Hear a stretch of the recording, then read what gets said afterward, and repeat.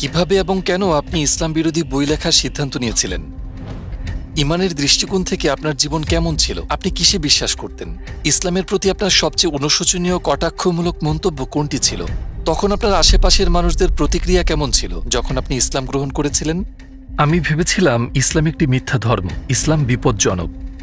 আমি ২,০০০-এরও বেশি হত্যার হুমকি পেয়েছি এবং অবশেষে আমি ইসলামের বিরুদ্ধে বই লেখার সিদ্ধান্ত নিয়েছিলাম। হে আল্লাহ, আমাকে এমন একটি নিদর্শন দেখান যাতে আমি সম্পূর্ণ নিশ্চিত হতে পারি যে এটিই সেই পথ। এই কারণে আমি ২ দিন ধরে ঘুমোতে পারিনি। আমি মেনে নিতে পারছিলাম না, ভীষণ অদ্ভুত লাগছিল। আসসালামু আলাইকুম জোরাম ভ্যান ক্লাভরেন ভাই, আমাদের আমন্ত্রণ গ্রহণের জন্য আপনাকে অসংখ্য ধন্যবাদ এবং আপনাকে আমাদের মাঝে পেয়ে আমরা আনন্দিত। প্রথমে আপনাকে জিজ্ঞেস করতে চাই, জোরাম কে? ওয়ালাইকুম আসসালাম। আপনাকে অসংখ্য ধন্যবাদ আমাকে আমন্ত্রণ করার জন্য। এখানে আসতে পেরে আমি খুবই গর্বিত। জোরাম ভ্যান ক্লাভরেন ২৩শে জানুয়ারি জন্মগ্রহণ করেন ১৯৭৯ সালে অ্যামস্টারডাম শহরে একটি খুবই সাধারণ পরিবারে। বাবা, মা, ভাই, ছোট বোন, একটি বিড়াল। অ্যামস্টারডামেই আমার জন্ম এবং বেড়ে ওঠা। একটি সক্রিয় প্রোটেস্ট্যান্ট খ্রিস্টান পরিবারে উচ্চ মাধ্যমিক শেষ করার পর তুলনামূলক ধর্মতত্ত্ব নিয়ে পড়াশোনা শুরু করি। কয়েক বছর শিক্ষকতা করেছি। নেদারল্যান্ডসে তখন অনেক কিছুই ঘটেছে, বিশেষ করে আমার জীবনে। এখন যখন আমি পুরো বিষয়টা অবলোকন করি ইসলাম ধর্মের ব্যাপারে, আমি ফ্রিডম পার্টির জন্য রাজনৈতিকভাবে সক্রিয় হয়ে উঠলাম, সাংসদ মনোনীত হলাম এবং শেষে আমি ইসলাম বিরোধী বই লেখার সিদ্ধান্ত নিলাম, যার শুরুটা হয়েছিল ইসলাম বিদ্বেষ দিয়ে, পরিণত হয় আল্লাহকে খুঁজে পাওয়ার একটি মাধ্যমে এবং আমি মুসলিম হওয়ার মধ্য দিয়ে এই পথের সমাপ্তি। ইমানের দৃষ্টিকোণ থেকে আপনার জীবন কেমন ছিল? আপনি কিসে বিশ্বাস করতেন? মুসলিম হওয়ার আগে আমি রিফর্ম চার্চের একজন প্রোটেস্ট্যান্ট খ্রিস্টান ছিলাম। আমরা বাইবেল পড়তাম, বাইবেল অনুসারে আমাদের নাম রাখা হয়েছিল, খ্রিস্ট ধর্মে দীক্ষা দেওয়া হয়েছিল, গির্জায় যেতাম, ইত্যাদি ইত্যাদি। তো আমরা বলতে গেলে বেশ ধার্মিক খ্রিস্টান ছিলাম। অবশ্যই আমি বিশ্বাস করতাম যে একজন সৃষ্টিকর্তা আছেন। আমি জান্নাত জাহান্নামে বিশ্বাস করতাম। আমি ফেরেশতা ওয়াহিতেও বিশ্বাস করতাম। এবং অবশ্যই যে ব্যাপারটি খ্রিস্টানদের মুসলিমদের থেকে আলাদা করে সেটি হলো যে আমি বিশ্বাস করতাম যীশুখ্রিস্ট ঈশ্বরের পুত্র ছিলেন এবং আরেকটু দার্শনিকভাবে বলতে গেলে আমি তাকেই ঈশ্বর বলে মানতাম। আমি অবশ্যই পুনরুত্থানে বিশ্বাস করতাম এবং এও বিশ্বাস করতাম যে যীশুকে ক্রুশবিদ্ধ করা হয়েছিল এবং আমি প্রায়শ্চিত্তে বিশ্বাস করতাম। কিন্তু যেহেতু ট্রিনিটি খুব জটিল একটি ধারণা, আপনি বিশ্বাস করুন আর নাই করুন, এটি এখনও বেশ জটিল, কারণ বাইবেলের মতে ঈশ্বর অবিনশ্বর। কিন্তু আপনি যদি অবিনশ্বর হন এবং একই সাথে আপনার যদি মৃত্যু হয়, আপনি তো একই সময়ে অমর এবং মরণশীল হতে পারেন না। তো একটু বড় হওয়ার পর, ধরুন ১৫-১৬ বছর বয়সে, আমি প্রশ্ন করা শুরু করি সেসব বিষয়ে, যেসব আমার কাছে খুব যৌক্তিক মনে হতো না। আমি অনেক ধর্মযাজক, প্রচারক, এমনকি রাব্বিদের সাথেও কথা বলেছি, কিন্তু তাদের দেওয়া উত্তরগুলো সন্তোষজনক ছিল না, যেটি বিষয়টিকে আমার জন্য আরও জটিল করে ফেলেছিল। শেষ পর্যন্ত সেসব বিষয়গুলোর ব্যাপারে আমার সন্দেহ থেকেই যায়, কিন্তু আমি অন্ধ বিচারকের মতো এগুলোকে একপাশে রেখে ধর্মটাকে বিশ্বাস করে যাওয়াটাই ভালো মনে করলাম। হয়তো আমি পুরো বিষয়টি বোঝার মতো যথেষ্ট বুদ্ধিমান নই এবং আমি তখনও ঈশ্বরে বিশ্বাস করতাম যে যীশু একজন খুব গুরুত্বপূর্ণ ব্যক্তিত্ব এবং ঈশ্বরের পুত্র। কিন্তু পূর্বে যা ঘটেছে আমি ব্যাপারটিকে ঠিক সেভাবেই রেখে দিলাম। কিভাবে এবং কেন আপনি ইসলাম বিরোধী বই লেখার সিদ্ধান্ত নিয়েছিলেন? উচ্চ মাধ্যমিক শেষে একটি বিশ্ববিদ্যালয়ে ভর্তি হই তুলনামূলক ধর্মতত্ত্ব বিষয়ে পড়াশোনা করার জন্য। এবং চমৎকার ব্যাপার হলো, আমার কলেজের প্রথম দিন, যতদূর মনে পড়ে ২০০১ সালের ১১ই সেপ্টেম্বর, প্রথম দিন থেকেই বুঝলাম, আচ্ছা, এই মুসলিম ছেলেগুলা একটু পাগলের মতোই এবং এই ধর্ম সত্য নয়। তার কয়েক বছর পর নেদারল্যান্ডসে একজন লোক নাম থিউ ভ্যান গগ, উনি একজন বিখ্যাত চলচ্চিত্র নির্মাতা ছিলেন, যাকে রাস্তায় মেরে ফেলা হয়েছিল, তাকে গুলি করা হয়েছিল, তার গলা কাটারও চেষ্টা করেছিল এবং তারা তার পেটে ছুরি ঢুকিয়ে একটি চিঠি রেখে যায় আয়ান হিটসিয়ালি নামের এক মেয়ের জন্য। ওখানে লেখা ছিল, এরপর তোমার পালা। তো এটি আমার ইসলাম বিদ্বেষী অনুভূতিগুলোকে এমনভাবে দৃঢ় করেছিল যে ভাবলাম আমাকে রাজনীতিতে যুক্ত হয়ে কিছু করতে হবে এবং দেশকে ক্ষতির হাত থেকে বাঁচাতে এই অশুভ শক্তিকে থামাতে হবে। আপনি ইসলামের জন্য রাজনীতি শুরু করেছিলেন? হ্যাঁ, এবং সত্যি এটি ইসলামের কারণে ছিল, আর এটিই মূল কারণ ছিল আমার বই লেখার, মানুষকে বোঝানোর জন্য যে কেন ইসলাম পৃথিবীর জন্য বিপজ্জনক। আমি যখন বই লিখছিলাম, একটু আগেই যে প্রশ্নগুলোর ব্যাপারে বললাম, খ্রিস্ট ধর্মের ব্যাপারে আমার সেই সন্দেহগুলো আবার মাথায় ঘুরতে লাগলো এবং অবশ্যই সেটি সত্যের ব্যাপারেই ছিল, কারণ আমি একজন বিশ্বাসী খ্রিস্টান ছিলাম এবং আমার যে খ্রিস্টান প্রশ্নগুলো ছিল সেগুলোর উত্তর খুঁজে পেলাম ইসলামের আলোকে। কারণ অবশ্যই যখন আমি বই লেখা শুরু করি, অনেকে ভেবেছিলেন যে এটি একটি রাজনৈতিক বই, কিন্তু সেটি রাজনৈতিক বই ছিল না, এটি ধর্মীয় বই ছিল, কারণ আমি মানুষকে দেখাতে চেয়েছিলাম ইসলাম ধর্ম হিসেবে কেন ভয়ঙ্কর, এবং আমি খ্রিস্টান দৃষ্টিকোণ থেকে বইটি লিখছিলাম। অতএব শুরুতে আমি খ্রিস্টান ধর্মে ঈশ্বরের ধারণা এবং ইসলামিক ধারণার একটি তুলনা তৈরি করতে চাইলাম। আমার ট্রিনিটির ব্যাপারে বেশ কিছু সন্দেহ ছিল এবং আমি ইসলামে তাওহিদ মানে ঈশ্বরের একত্ব দেখলাম হ্যাঁ, এবং সেটি আরো যৌক্তিক মনে হলো। আর তারপর আমি ভাবলাম, বেশ, আমি বাইবেল আবার পড়ব, আরো জানতে, নিজেকে পুনরায় ঝালিয়ে নিতে। আচ্ছা, কেন ইসলামে যে তাওহীদের ধারণা, এক স্রষ্টার ধারণা, সেটি কেন খ্রিস্টান কনসেপ্টে নেই? কিন্তু যখন আমি ওল্ড টেস্টামেন্ট পড়ছিলাম, দেখলাম যে ওল্ড টেস্টামেন্টে রাসূল বারবার বলেছেন এক ঈশ্বর, এক ঈশ্বর, এক ঈশ্বর। আর তারপর আমি ভাবলাম, ঠিক আছে, তাহলে আমি নিউ টেস্টামেন্টেও শুধু যীশুখ্রিস্টের বাণীগুলো দেখি। নিউ টেস্টামেন্টে একটি গল্প ছিল এমন যে কোথাও একজন লোক এসে যিশুকে প্রশ্ন করে, জীবনের সবচেয়ে গুরুত্বপূর্ণ জিনিস কি, আমি কিভাবে স্বর্গ লাভ করব? এবং তিনি বললেন, দুইটি জিনিস রয়েছে। তিনি বললেন, হে ইসরায়েল, তোমার ঈশ্বর এক, এবং তোমার প্রতিবেশীর সাথে এমন ব্যবহার করো যে ব্যবহার তুমি পেতে চাও। তো আমি ভাবলাম, যীশুখ্রিস্ট নিজেও এখানে স্বীকার করছেন, হে ইসরায়েল, তোমার ঈশ্বর এক। আমি বুঝলাম মুসলমানদের এক ঈশ্বর ভাবনাটি ট্রিনিটির চেয়ে বেশি যুক্তিযুক্ত, এবং এই ধারণাটি ওল্ড এবং নিউ টেস্টামেন্টের সাথে সম্পূর্ণ মিলে যাচ্ছে। কিন্তু আমি জানি খ্রিস্ট ধর্ম অন্য কিছু শেখায়। বাইবেলে ঈশ্বর সম্পর্কে যে ধারণা পাওয়া যায় তারা ঠিক তা শেখায় না। তো কয়েক সপ্তাহ গবেষণা করে বেশ কিছু বই পড়ার পর ভাবলাম, ঠিক আছে, হয়তোবা ঈশ্বরের একত্ববাদের ধারণাটি সত্য। তো এভাবেই শুরু হয়েছিল। আপনার গবেষণার জন্য কোন কোন উৎস থেকে সাহায্য নিয়েছিলেন?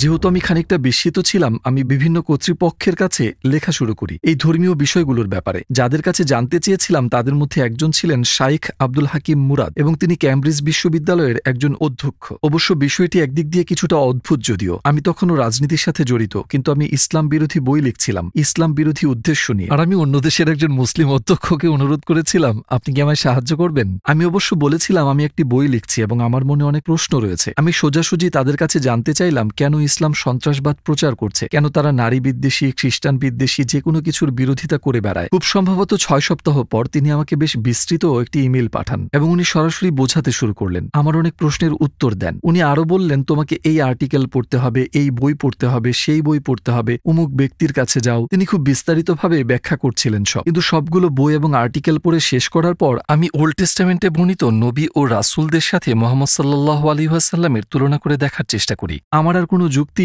অবশিষ্ট ছিল না এটা দাবি করার জন্য যে বাকিরা রাসূল কিন্তু তিনি নন। আমি চিন্তা করলাম, বেশ, আমি যদি মুসা আলাইহিস সালামকে মেনে নিতে পারি, তবে রাসূল সাল্লাল্লাহু আলাইহি ওয়াসাল্লামকে কেন নয়? তাহলে নিশ্চয়ই সেখানে অন্য কারণ থাকবে। আমি ভাবছিলাম, কেন আমি তাকে রাসূল বলে মেনে নিতে পারছি না? হয়তো তার অনেকগুলো স্ত্রী ছিল তাই। কিন্তু আবার আমরা যদি সুলাইমান, রাজা দাউদ কিংবা ইব্রাহিম আলাইহিস সালাম প্রমুখদের দেখি, ওল্ড টেস্টামেন্টে এমন আরো অনেক নবী রয়েছেন যাদের একাধিক স্ত্রী ছিল। আর ধর্মগ্রন্থের বাইরে দেখলেও সাংস্কৃতিকভাবে ইউরোপ, আফ্রিকা, এশিয়া সবখানেই বিভিন্ন কারণে মানুষদের একাধিক স্ত্রী ছিল। তো ভাবলাম, বেশ, এটা কোনো যৌক্তিক কারণ হতে পারে না। একের পর এক সব যুক্তি বাদ পড়তে লাগলো। শেষে আমি ভাবলাম, আমাকে বলতেই হবে, হয় এদের কেউই রাসূল নন, যা আমার পক্ষে মেনে নেওয়া সম্ভব হচ্ছিল না, কারণ তাদের জীবদ্দশায় যা করেছিলেন, বলেছিলেন যে অলৌকিক ঘটনাগুলো ঘটেছিল ইত্যাদি কারণে। তারা যা বলতেন এবং করতেন সে ব্যাপারে নিশ্চিত ছিলেন, কেননা তারা রাসূল। এরপর আমি বললাম, ঠিক আছে, ভালো কথা, তাহলে আমাকে মুহাম্মদ সাল্লাল্লাহু আলাইহি ওয়াসাল্লামকে নবী হিসেবে মেনে নিতে হবে। আমি সন্দেহ করেছিলাম। প্রথমে আমি ভেবেছিলাম যে তিনি আমার জানা ইতিহাসের সবচেয়ে খারাপ মানুষ। পরে ভাবলাম, হয়তো উনি অতটা খারাপ নন, কিন্তু তিনি রাসূল নন। শেষে সন্দেহ হতে শুরু করলো তিনি হয়তো একজন রাসূল। হ্যাঁ, অবশ্যই এতটুকু আসতে আমার অনেক বই পড়তে হয়েছে। প্রফেসর আব্দুল হাকিম মুরাদের সবচেয়ে বুদ্ধিমান পরামর্শ ছিল, তিনি বলেছিলেন, আপনি ইসলাম বিরোধী যে বইগুলো পড়ছেন সেগুলো সব অমুসলিমদের হাতে লেখা। তিনি বললেন, যদি আপনি খ্রিস্ট ধর্মের ব্যাপারে জানতে চান তাহলে নাস্তিকদের বই পড়বেন না, আপনি খ্রিস্টান লেখকদের বই দিয়ে শুরু করবেন। কেন তারা এটিতে বিশ্বাস করে, তাদের যুক্তিগুলো কি? আপনাকে ইসলামের বিষয়েও ঠিক একই কাজ করতে হবে। তো আপনি ইসলামের ধর্মীয় শিক্ষক, পণ্ডিত, তাদের বই পড়া শুরু করুন। আর তখন আপনি জানতে পারবেন, যদি আপনি বইগুলোর তুলনা করেন, তো একই বিষয় নিয়ে মুসলিম লেখকরা লিখেছেন একভাবে এবং অমুসলিমরা লিখেছে অন্যভাবে। আপনি বুঝতে পারবেন কোথায় তারা ভুল করেছে, কোন জায়গায় তারা শব্দের ভুল ব্যাখ্যা করেছে। কখনো হয়তো না জেনেই তারা ভুল করে ফেলে, কিন্তু যেহেতু তারা বোঝেনি কোথায় কি ভুল হয়েছে বা কোথাও কিছু বাদ পড়েছে কিনা, তো দিন শেষে আপনি দেখবেন ঠিক এসব ভুলভ্রান্তির কারণেই প্রতিদিন নতুন নতুন ধর্ম তৈরি হচ্ছে। আমি তার পরামর্শই অনুসরণ করলাম। আমি রাসূল সাল্লাল্লাহু আলাইহি ওয়াসাল্লামের জীবনী পড়েছি তার কথা মতে। আমি মার্টিন লিংসের the life of the prophet based on the earliest source of Muhammad পড়েছি। মার্টিন ধর্মান্তরিত ব্যক্তি ছিলেন, তো তার দেখানো যুক্তির ধরন, তার লেখার পদ্ধতি সবকিছু আমাকে আকৃষ্ট করেছিল, কারণ কোনো একটি বিষয়ে আমাদের দুজনের চিন্তার ধরন সম্পূর্ণ এক ছিল। বইটি পড়ার পরেই প্রথম আমি তাকে একজন সামরিক নেতার দৃষ্টিতে দেখা বন্ধ করি, কারণ আগে তার কথা চিন্তা করলেই মাথায় শুধু যোদ্ধার ছবি ভাসত। কিন্তু বইটি পড়ে আমি তাকে একজন বাবার ভূমিকায় দেখতে পাই, একজন বন্ধু, শিক্ষক ইত্যাদি। তার অনেক চরিত্র আমার সামনে আসে এবং আমি চাইলেই অনেক কিছুই বলতে পারি, কিন্তু এটা কখনোই বলতে পারবো না যে তিনি ভালো মানুষ নন। তো তার চরিত্র আমাকে তার ব্যাপারে আরও পড়তে ও জানতে আগ্রহী করে তোলে। আপনার গবেষণায় কোন বিষয়টি আপনাকে অবাক করেছে? হিন্দ বিনতে উদ্বার গল্পটি আমার জন্য একটা সুইচের মতো ছিল, যা আমাকে পুরোই বদলে দিয়েছে। কারণ আগে আমি ভাবতাম হিন্দ তার শত্রু আবু সুফিয়ানের স্ত্রী ছিল এবং এই হিন্দি হামজা রাদিয়াল্লাহু তাআলা আনহুকে হত্যা করার জন্য টাকা দিয়েছিল। রাসূল সাল্লাল্লাহু আলাইহি সাল্লামের অত্যন্ত প্রিয় চাচা ছিলেন তিনি, আর যুদ্ধক্ষেত্রে তাকে হত্যা করা হয়। তারা তার কান কেটে আনন্দ মিছিল করে, তার নাক কেটে ফেলে। সে এক বিভৎস দৃশ্য। রাসূল এসব দেখে খুবই কষ্ট পেয়েছিলেন এবং এর অনেক বছর পর রাসূল ক্ষমতা অর্জন করলেন, মক্কায় ক্ষমতাসীন হয়ে ফিরে এলেন। সেখানে হিন্দু উপস্থিত ছিল। বইটি পড়ার এই পর্যায়ে এসে ভাবলাম এইবার বুঝি তাকে ক্রুশবিদ্ধ করা হবে বা তার হাত কেটে ফেলা হবে বা এমন কিছু, কিন্তু তিনি বললেন আমি এখন তার দিকে তাকাতে পারবো না, কিন্তু সবাইকে ক্ষমা করে দেওয়া হলো এবং সে যদি থাকতে চায় তবে মুসলিমদের সাথে থাকতে পারবে, আর না হয় চলে যেতে পারে, কিন্তু এখন থেকে আর কোনো প্রকার রক্তপাত চলবে না। আর আমি ভেবেই অবাক হচ্ছিলাম তাকে ক্ষমা করে দেওয়া হয়েছিল। যদি আপনি এমন একজনকে ক্ষমা করতে পারেন যে আপনার প্রাণপ্রিয় চাচাকে হত্যা করেছে, যদি সে তার শরীরের বিভিন্ন অংশ কেটে অন্যদের দেখিয়ে উল্লাস করে, সে আপনাকে আর আপনি যা কিছু প্রচার করছেন সেটাকে অপমান করছে, এটিই প্রকাশ করে আপনি কতটা মহান চরিত্রের অধিকারী। এটি একটি অসাধারণ গুণ,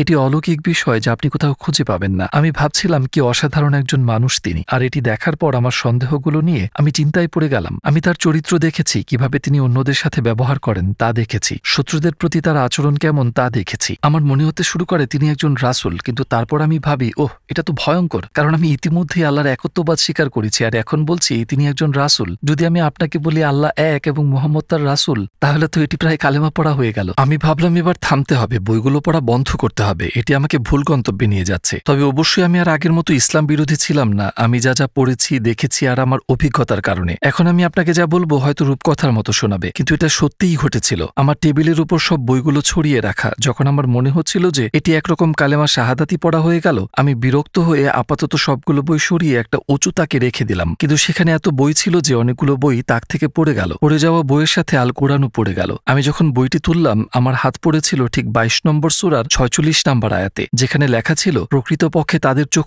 অন্ধ নয় বরং তাদের হৃদয় অন্ধ। আমি ভাবলাম আরে এটি তো আমার আসল সমস্যা, কারণ আমার চোখ নয়, আমি স্পষ্ট দেখতে পারছি। নিজ হাতে যা লিখছি কেউই আমাকে সেই বই লিখতে জোর করেনি, কি লিখবো সেটাও কেউ বলে দেয়নি, নিজেই লেখা শুরু করেছিলাম, নিজের চোখে সব দেখতে পারছি। আচ্ছা মানলাম তিনি রাসূল, ঈশ্বর একজন, কিন্তু বিষয়টাকে গ্রহণ করতে পারছিলাম না, কারণ আমার চোখ অন্ধ ছিল না, আমার হৃদয় অন্ধ ছিল। আমি মন থেকে মেনে নিতে পারছিলাম না। আমার মনে হয় আমার নফস বা আমার অহংকারের কারণেই আমার মেনে নিতে কষ্ট হচ্ছিল। তখন আমি বললাম হে প্রভু, আপনি বাইবেলের ঈশ্বর নাকি কোরআনের আল্লাহ আমি আর পরোয়া করি না, আমাকে শুধু একটি মাত্র ইঙ্গিত দিন যাতে আমি শতভাগ নিশ্চিত হতে পারি এটাই সঠিক পথ। তারপর আমি ঘুমিয়ে পড়লাম, কিন্তু ঘুম থেকে ওঠার পর কেন জানি না মনের মধ্যে খুব শান্তি পাচ্ছিলাম। আমি সত্যিই খুব নিরাপদ বোধ করছিলাম। এর পূর্বে আমি কখনো এতটা শান্তি অনুভব করিনি। পুরো বিষয়টি নিয়ে আমার যে উদ্বিগ্নতা বা সন্দেহ ছিল সূর্যের তাপে তুষারের মতো, তা আমার মন থেকে পুরো উধাও হয়ে গেল। আমি ভাবলাম আমি মনে হয় মুসলমান হয়ে গেছি, তো এখন সবাইকে বিষয়টি জানানোর পালা। আপনার আশেপাশের লোকজনের প্রতিক্রিয়া কেমন ছিল যখন আপনি মুসলিম হয়ে গেলেন?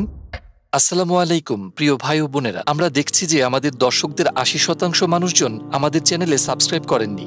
আপনারা যেমনটি জানেন আমরা একটি অলাভজনক প্রতিষ্ঠান, আর আমরা আমাদের কোনো ভিডিওতে বিজ্ঞাপন চালাই না। আমাদের লক্ষ্যই হলো শুধু সত্যকে প্রচার করা। কাজটা ছোট হতে পারে, কিন্তু ইনশাল্লাহ অনেকের জন্য এটি পথ চলার সহায়ক হবে। এখন সাবস্ক্রাইব বাটনে ক্লিক করুন এবং একসাথে পথ চলি অনন্তকালের দিকে। আপনার আশেপাশের লোকজনের প্রতিক্রিয়া কেমন ছিল যখন আপনি মুসলিম হয়ে গেলেন? বেশিরভাগের প্রতিক্রিয়াই নেতিবাচক ছিল। অবশ্যই অনেকের জন্য, বিশেষ করে কিছু নিকটাত্মীয়কে এটি একটু বেশি অবাক করে দিয়েছিল। তারা যখন সংবাদ মাধ্যম থেকে বিষয়টি জানতে পারে, আমি আমার মাকে যখন জানালাম তিনি কাঁদতে শুরু করলেন, আর আমার স্ত্রী বেশ সহানুভূতিশীল ছিল এই ব্যাপারে। সে বলল যদি তুমি ইসলামে বিশ্বাস করো এবং সেটি যদি তোমার অন্তরে থাকে আমি কিছু বলার কে। আমার পুরনো অফিসের কিছু লোক বেশ আক্রমণাত্মক হয়ে গিয়েছিল তখন। আমি 2000-এর চেয়েও বেশি হত্যার হুমকি পেয়েছি, এমনকি তাদের থেকেও যারা একসময় আমাকে সমর্থন করত, যারা আমাকে ভোট দিয়েছিল। মানুষজন অনেক আজে বাজে কথা শুনিয়েছে আমাকে, তোমার স্ত্রীকে ধর্ষণ করব, তোমাকে গুলি করব, আমরা জানি তোমার সন্তানেরা কোন স্কুলে যায়, এমন অনেক কিছু। সেগুলোর বেশিরভাগই অবশ্য অর্থহীন কথা ছিল, কারণ পাগল লোকজন কম্পিউটারে বসে অনলাইনে লিখছে সেগুলো। তো তখন একটু এলোমেলো সময় চলছিল। আমার আগের চাকরিটা ছেড়ে দিতে হয়েছিল অবশ্যই, কারণ সেটি একটি খ্রিস্টান সংগঠন ছিল। দলনেতাকে বিষয়টি বলার পর সে বলল আমি সত্যি বিশ্বাস করতে পারছি না। আমি তোমার মাঝে কিছুটা পরিবর্তন খেয়াল করেছিলাম অবশ্য, যখন তুমি একটি বিষয় নিয়ে রেডিওতে কথা বলছিলে। তোমাকে তখন ইসলামের ব্যাপারে আগের চেয়ে কিছুটা নমনীয় মনে হয়েছিল, আগের মতো তেমন কঠোর ছিলে না, কিন্তু তুমি মুসলিম হয়ে যাওয়াটা। আমি বললাম হ্যাঁ আমি মুসলিম হয়েছি। সে বলল আমি বিষয়টা চিন্তা করেই 2 দিন ঘুমোতে পারিনি। আমি কোনোভাবেই মেনে নিতে পারছিলাম না, এটা খুবই অদ্ভুত ছিল। কিন্তু সবচেয়ে কঠিন হয়ে দাঁড়ালো আমার নানাকে বিষয়টি জানানো, কারণ আমার নানা তখন প্রায় মৃত্যু মুখে। তার বয়স 93-94 এর আশেপাশে তখন। তোমার নানাকে কথা তোমার নিজেকেই বলতে হবে। আমি বললাম ঠিক আছে, কিন্তু তোমাকে আমার সাথে আসতে হবে, কারণ তিনি আমার ঢালের মতো ছিলেন। আর আমি সেখানে গিয়ে বললাম নানা আমি মুসলিম হয়ে গিয়েছি। শুনে তিনি তার চোখ বন্ধ করলেন। আমি ভাবলাম তার নিঃশ্বাস বন্ধ হয়ে গিয়েছে কিনা, যেহেতু তার বয়স হয়েছে অনেক। সত্যিই কিছুক্ষণ তার নিঃশ্বাস বন্ধ ছিল, তারপর তিনি আবার শ্বাস নেওয়া শুরু করলেন আর আমার দিকে তাকিয়ে বললেন, অন্তত তুমি ক্যাথলিক তো হয়ে যাওনি। বেশ মজার ছিল বিষয়টি। আর শেষে আমার আগের রেডিওর বস আমাকে বলল, আমরা কিভাবে বুঝবো যে তুমি একদিন হিন্দু বা অন্য কিছু হয়ে যাবে না? বললাম, আমি কখনোই ধর্মকে বেছে নিইনি, শুধু এই একবার ছাড়া। আমার মুসলিম হওয়াটাই শুধু আমি বেছে নিয়েছি। এর আগেও আমি কোনো ধর্ম বেছে নিইনি। আমি খ্রিস্টান পরিবারে জন্মগ্রহণ করেছি, খ্রিস্টান হিসেবে বড় করা হয়েছে আমাকে। আর সেই কারণে যেসব ভালো জিনিস আমার কাছে এসেছে তার জন্য আমি খুব কৃতজ্ঞ। কিন্তু সেটা আমার সিদ্ধান্ত ছিল না। আর জীবনে একবারই আমি এই বিষয়ে সিদ্ধান্ত নিয়েছি, যখন আমি মুসলিম হওয়ার সিদ্ধান্ত নিলাম। আর এটি সবচেয়ে, যেমনটি আমি বললাম, আমার মনে হয় আমার নেওয়া সবচেয়ে গুরুত্বপূর্ণ সিদ্ধান্ত ছিল, সবচেয়ে যুক্তিসঙ্গত সিদ্ধান্তও ছিল। জীবনে কোনো সিদ্ধান্ত নিতে আমি বছরের পর বছর সময় লাগাইনি, শুধুমাত্র এই সিদ্ধান্তটি ছাড়া। প্রথম নামাজ আদায়ে আপনার কেমন লেগেছিল? অবশ্যই খুব সুন্দর একটি মুহূর্ত ছিল, বেশ আজবও লাগছিল বটে। কারণ একজন খ্রিস্টান হিসেবে আমি অবশ্যই ওভাবে প্রার্থনা করতে অভ্যস্ত ছিলাম না। আপনি আমার হাত জোর করেন আর হয়তো হাঁটু গেড়ে বসেন বাথ বা অন্য কিছুর সামনে। আমার মনে হয় ব্যাপারটা খুব সুন্দর যে আপনি সিজদা করছেন, অতঃপর আপনি সত্যিই আপনার প্রভুর কাছে গভীরভাবে মাথা নত করছেন। তাই আমার মনে হয় এটি অত্যন্ত বিনয়ী এবং সুন্দর একটি ব্যাপার। এটি আমাকে অত্যন্ত মুগ্ধ করেছিল। আপনার জীবনে ঘটে যাওয়া 3টি বড় চ্যালেঞ্জের নাম বলুন। অবশ্যই আমার মুসলিম হওয়াটা একটি বড় চ্যালেঞ্জ ছিল, কারণ আমাকে আমার পরিবারের কাছে এবং পুরো পৃথিবীর কাছে প্রশ্নবিদ্ধ হতে হয়েছিল। আর ওইটি একটি বড় চ্যালেঞ্জ ছিল। আমি ভেবেছিলাম যে মুসলিম হওয়াটা খুব কঠিন কাজ হবে, কারণ একজন প্রোটেস্ট্যান্ট খ্রিস্টান হিসেবে ধর্মীয়ভাবে পালন করার সেখানে তেমন কিছু নেই। কিন্তু একজন মুসলিমকে কিছু বিষয় চর্চা করতে হয়, দৈনিক 5 বার বাধ্যতামূলক নামাজ পড়তে হয়, একটি সুনির্দিষ্ট নিয়ম মেনে খেতে হয়, চিন্তা করতে হয় নির্দিষ্ট গঠনমূলক পদ্ধতিতে। আপনাকে সর্বোৎকৃষ্ট হতে হবে প্রতিটা মুহূর্তে, আপনাকে সৃষ্টিকর্তার সাথে আপনার সম্পর্কের কারণে, আর শুধুমাত্র এ কারণেই আপনাকে দিনে 5 বার সালাত আদায় করতে হবে। এটি সবসময় সৃষ্টিকর্তার কথা মনে করিয়ে দিচ্ছে, এবং এটি আপনাকে সবসময় স্মরণ করিয়ে দিচ্ছে যে আপনার একজন প্রভু আছে, যা খ্রিস্টান হিসেবে অনুভব করা সম্ভব নয়। আমি এভাবেই উপলব্ধি করেছি। আর আমি মনে মনে ভাবি, 5 বার নামাজ আদায় করতে হবে আজ, আমি এটা করতে পারবো না, সেটা করতে পারবো না। তো আমি মাথায় এটাকে কঠিন বানিয়ে ফেলেছিলাম। কিন্তু মুসলিম হওয়ার পর এসব সহজ হয়ে গেল। আপনি কি আপনার সন্তানদের মুসলিম হিসেবে বড় করছেন? চেষ্টা করছি অবশ্যই। আমি জানি না কখন কিভাবে যে আপনি একজন মুসলিমকেই বড় করছেন। আমার মনে হয় এটি অনেক কঠিন একটি দায়িত্ব, বিশেষ করে বর্তমান প্রেক্ষাপটে। অবশ্য আমি যখন বিয়ে করি তখন আমি মুসলিম ছিলাম না। আমি আমার সন্তানদের খ্রিস্টান হিসেবে লালন পালন করার প্রতিজ্ঞা করেছি। আমি মুসলিম হওয়ার পর অবশ্যই আমি আমার সন্তানদের খ্রিস্টান হিসেবে বড় করছি না। আমার বাচ্চাদের যদি খ্রিস্ট ধর্ম সম্পর্কে কোনো প্রশ্ন থাকে, তারা আমার স্ত্রীকে জিজ্ঞেস করে উত্তরের জন্য, আর আমার কাছে আসলে ইসলামিক সমাধান পায়। কিন্তু বেশিরভাগ সময় সে বলে দেয়, তোমাদের বাবাকে জিজ্ঞেস করো। আমার স্ত্রী সবার জন্য হালাল খাবার রান্না করে, এটি খুবই সুন্দর একটি ব্যাপার। সে বলে, আমি 5 ধরনের খাবার রান্না করতে পারবো না, তো সবাই একই খাবার খাবে। তুমি হালাল খেলে সবাই হালাল খাবে। একদিক থেকে এটা অনেকটা স্বাভাবিক হয়ে যাচ্ছে। ইসলামের প্রতি আপনার সবচেয়ে অনুশোচনীয় কটাক্ষমূলক মন্তব্য কোনটি ছিল? আমার মনে হয় ইসলাম মিথ্যা, কারণ এটি আমি প্রায়ই বলে থাকতাম। ইসলাম মিথ্যা, কোরআন বিষাক্ত গ্রন্থ। কিন্তু যখন আমি বলতাম ইসলাম মিথ্যা, তখন আমি পুরো ধর্মকে এবং তার সাথে যা আছে সবকিছুকেই বোঝাতাম। তো সেটি এক মাপের অনেক বড় জাহিলিয়াত ছিল আমার মতে। তো এই বিষয়টি নিয়ে আমি খুবই অনুতপ্ত। ইসলাম মিথ্যা হওয়ার ধারণাটি ছাতার মতো ছিল এক প্রকার, আর বাকি সবকিছু এই ধারণার নিচে, কারণ সেটিই ছিল আমার বদ্ধমূল ধারণা। আর অবশ্যই আমি নিজেকে দোষ দিই এবং এও জানি যে অনেক মানুষ যারা প্র্যাকটিসিং মুসলিম না, তারাও এটি করে। আর একভাবে আমি বুঝতে পারি বিষয়টি, কারণ রাজনৈতিক দৃষ্টিকোণ থেকে, সামাজিকভাবে, সাংস্কৃতিকভাবে যা বলা এবং করা হয় তা সারা জীবন থেকে যায়। আমাকে মাঝে মধ্যে আমার পুরনো পার্টির লোকজন থেকে শুনতে হয় যে আমি একরকম নাকি তাদের অপমান করেছি। তো এটি আমাকে কষ্ট দেয়, আর এটি একটি অন্যতম কারণ যার জন্য আমরা IXC বা ইসলাম অভিজ্ঞতা কেন্দ্র নামক সংগঠন চালু করি। আমরা স্কুলগুলোতে যাই, primary school, high school, college, বিশ্ববিদ্যালয়, সরকারের 2টি অফিসিয়াল বিভাগে, অন্যান্য সামাজিক সংগঠনগুলোতে, এমনকি চার্চেও যাই, ইসলাম সম্পর্কে ভ্রান্ত ধারণাগুলো দূর করতে, ইসলামের দাওয়াত পৌঁছাতে, ইসলামের প্রকৃত রূপ তুলে ধরতে ভার্চুয়াল রিয়েলিটি ব্যবহার করি, যাতে তাদের শেখার অভিজ্ঞতাটি বেশ মজার হয়। আমি খুব চেষ্টা করছি পুরনোকে মুছে ফেলতে। ইসলামের ব্যাপারে আমাদের কিভাবে গবেষণা করা উচিত? আপনি কি গুগলে সার্চ করার পরামর্শ দিবেন?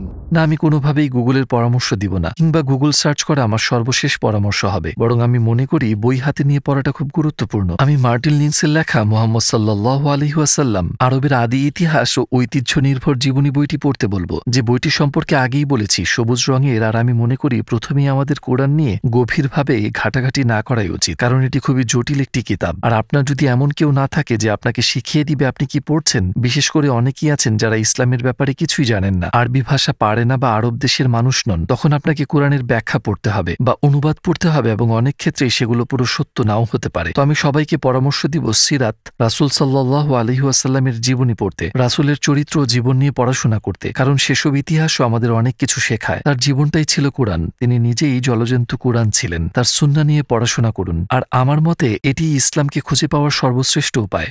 আপনার শেষ মন্তব্য হিসেবে কিছু কি বলতে চান?